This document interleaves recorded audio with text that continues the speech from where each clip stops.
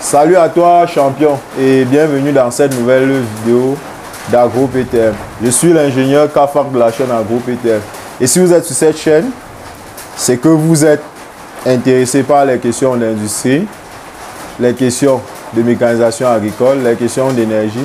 Bref, sur cette chaîne, nous démystifions l'industrie de manière générale. Aujourd'hui, je vais vous parler d'une thématique assez particulière et assez intéressante dans le monde de l'industrie.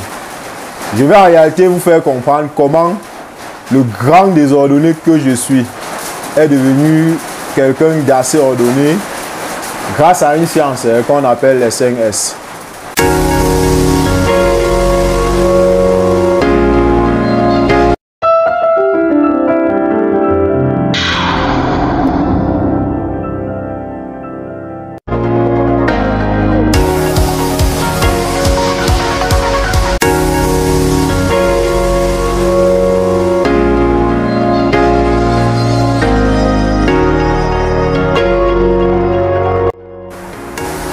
Savez combien désordonné je suis. D'ailleurs, mon surnom, le Casor, fait référence au désordre. Ce surnom m'a été attribué à Polytechnique pour décrire le niveau de désordre que j'accorde généralement dans un milieu où je me retrouve. Cependant, autour des années 2007-2018, lorsque je découvre l'environnement des ateliers de construction mécanique, et que je découvre la complexité qui a organisé l'espace de travail dans ces milieux-là. Pour faire une idée de cette complexité à organiser l'espace de travail dans les milieux de construction mécanique. Observez les ateliers de mécanique autour de vous. Observez les ateliers de soudure autour de vous. Combien les gens sont sales là-bas, combien les choses sont mal organisées. Bref, comment l'espace de manière générale est mal organisé. Cependant, ces ateliers-là rendent des services hyper importants aux gens, que ce soit dans les ateliers de réparation des voitures, où on répare même des voitures de procureurs, de présidents de la République, que ce soit dans les ateliers civils. Dans les ateliers de construction mécanique, c'est encore plus complexe parce que ce sont les ateliers où on réunit toutes ces fonctions-là. Dans l'atelier mécanique, de construction mécanique, il y a la fonction d'assemblage qui fait appel à la soudure, il y a la fonction de rivetage, il y a même les maintenances qui fait appel à tout ce que vous observez dans les ateliers de mécanique là. Cela dit, vous comprenez quelle est la grande complexité qui a organisé l'espace de travail dans ces milieux-là. Dans mes recherches, je vais découvrir une discipline qui est celle du management du travail. Donc je reviendrai dessus dans les prochaines vidéos. Mais aujourd'hui, nous allons essentiellement nous concentrer sur une méthode assez connue aujourd'hui dans le monde de l'industrie, assez vulgarisée aujourd'hui dans les couloirs de la construction. C'est une méthode qu'on appelle 5S qui a été développée pour la première fois dans les usines de Toyota et qui a beaucoup contribué à améliorer l'efficience et l'efficacité dans la production des voitures dans cette usine-là. Cette méthode 5S, dont les acronymes commencent tous par S, signifiant en japonais série, Seton, Seizo, Setsuke et Shiketsu, ou en anglais Sort, Set in Order, Shine, Standardize et finalement Sustain. Ou tout simplement en français, les 5S, c'est une méthode d'organisation du travail qui se met en place en 5 grandes étapes. La première étape consiste à trier les pièces inutiles, les extraire dans l'environnement de travail. La seconde étape consiste à ranger tous ces équipements-là dans l'espace de travail. La troisième étape, autant pour moi, consiste à nettoyer. La quatrième étape consiste à standardiser, à étiqueter, à matérialiser l'espace de travail. Et finalement, il est question de suivre, de former le personnel à la mise en œuvre de ces 5 différents SA. Aujourd'hui, en fait, je suis le promoteur de l'atelier de construction des machines agricoles et agroalimentaires, Agro Production Tools Manufacturer, que vous connaissez bien. Pendant longtemps, l'atelier a essentiellement brillé par le désordre qui me caractérise. Mais aujourd'hui, on a pris la décision. On a tout d'abord pris la peine de sortir tout le matériel dans l'environnement de travail d'Agro PTM. Ensuite, on a tiré ce matériel en différents blocs. Après ce tir du matériel en différents blocs, on a procédé au rangement.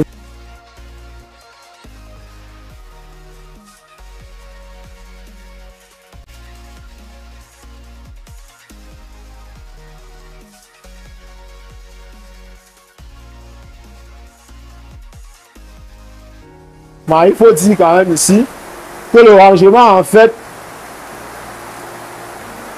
convoque aussi une certaine ingénierie dans le rangement. Parce que pour ranger, il faut obéir à certains principes, notamment les principes de management visuel. Il faudra que des équipements dans votre atelier soient structurés de sorte que dès que l'on entre dans cet atelier-là, qu'on puisse apercevoir que tel matériel existe, tel matériel existe. Sinon, on peut avoir des contraintes dans la conception. Parce que lorsqu'un gars conçoit, par exemple, un équipement donné, il doit savoir ce qui existe en temps réel dans l'atelier. Et pour savoir ce qui existe en temps réel dans l'atelier, tout cela doit être visualisable dès qu'il se met dans l'environnement de l'atelier. C'est la raison pour laquelle, au niveau de l'étape du rangement, il faut prendre le soin de fabriquer, par exemple, des étagères, de définir des sections, de faire des matérialisations, pour dire tel équipement se pose à tel endroit, tel autre se pose à tel endroit, de sorte qu'au finish, que tout soit visualisable dans ton environnement de travail. Et cela va contribuer à réduire, par exemple, les pertes de temps liées à la recherche d'un équipement donné, liées aussi à certains déplacements. On doit pouvoir se déplacer facilement dans l'environnement de travail. C'est un peu ça pour ce qui est du rangement. Ensuite, maintenant, il faut nettoyer. Il faut nettoyer, il faut que chaque chose scintille. Il faudra que ça puisse attirer n'importe qui est dans cet environnement. Il faudra même que les personnes qui travaillent dans cet espace de travail-là soient à l'aise à travailler là-dessus. Ensuite, maintenant, il faut standardiser. La standardisation passe par quoi? Ça passe par l'étiquetage, ça passe par l'identification. Par exemple, vous pouvez voir l'identification peut-être de la direction, l'identification des classeurs, l'identification. Si on est par exemple dans un atelier de construction mécanique, l'identification par exemple des organes de puissance, l'identification des organes de transmission du mouvement, l'identification peut-être des organes pour la mobilité, l'identification des clés, la visserie avec l'identification de chaque boulon. Lorsqu'on passe par exemple au parking, où on garde soit les motos, soit les voitures, on matérialise clairement la position de chacune des voitures. Lorsqu'on passe au magasin, où on classe peut-être les matières premières, on matérialise clairement où on pose les cornières, où on pose les profilés, où on pose les tôles noires, où on pose les tôles en acier inox.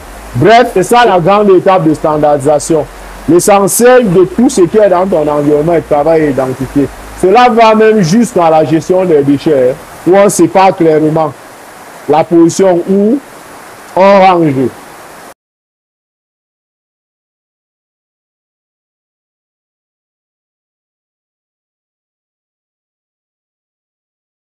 Ensuite, maintenant, lorsqu'on a exécuté les 4 premières grandes étapes, c'est-à-dire sort, set in order, standardize,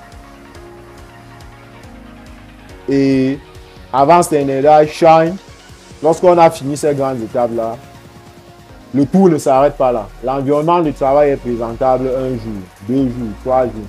Qu'en est-il 2 semaines après? Qu'en est-il 4 semaines après? C'est où en réalité il faut définir tout un processus pour suivre ce nouvel environnement de travail qui a été mis en place. Il faut former par exemple le personnel, attribuer des fonctions aux différents collaborateurs pour ce qui est de tel compartiment, par exemple, de l'environnement de travail, pour ce qui est de tel autre compartiment de l'environnement de travail, pour ce qui est de tel compartiment de l'environnement de travail. Et c'est donc grâce à l'exécution de C5S, qui est une méthode de l'organisation et l'espace de travail développée dans l'usine de Toyota, qu'on est arrivé aujourd'hui au niveau d'AgroPTN à avoir un espace de travail où il fait bon vivre, où l'efficacité a été considérablement améliorée. Je vais prendre comme un simple exemple. Il y a par exemple les fours à bois qui se soufflent seuls là. Par le passé, une personne pouvait fabriquer, c'est parce que les choses sont véritablement à 2 pièces par jour. Mais aujourd'hui, on parvient par. Il y a par exemple des servantes d'atelier qui ont été développées pour faciliter le déplacement des outils et même des machines-outils dans l'espace de construction des machines et qui facilite aujourd'hui beaucoup la tâche aux différents opérateurs de construction mécanique sur le site. En gros, je viens de résumer la mise en œuvre assez simple des 5S dans un atelier de construction mécanique. C'est vrai qu'il y a des techniques encore plus avancées d'exécution de ces 5S là, que je vous invite à faire plus ample recherche là-dessus. Une des personnes qui sera certainement très fière de moi aujourd'hui, c'est ma maman, qui me disait toujours Fiston, le jour que tu seras un peu plus posé, tu feras de très grandes réalisations. Je me bats aujourd'hui à être ordonné comme je suis, comme je peux autant pour moi. Parce que c'est assez compliqué. Comme vous savez, chasser au galop, on revient au naturel. J'espère donc qu'à travers la dernière étape des 5S, je parviendrai à maintenir cet environnement de travail qui dure déjà un peu plus d'1 mois au sein de l'atelier d'AgroPTN. Cela dit, pour toutes les personnes qui sont dans la ville de Tchang, vous pouvez passer au niveau de l'atelier d'AgroPTN, soit pour faire granuler les aliments pour vos lapins ou vos poissons, soit pour qu'on transforme rapidement les tubercules que vous avez ou du gingembre que vous avez en bien, restez scotché pour qu'on évoque encore davantage beaucoup plus de thématiques liées à l'agro-industrie, liées à la mécanisation agricole et finalement aux questions d'énergie. Merci.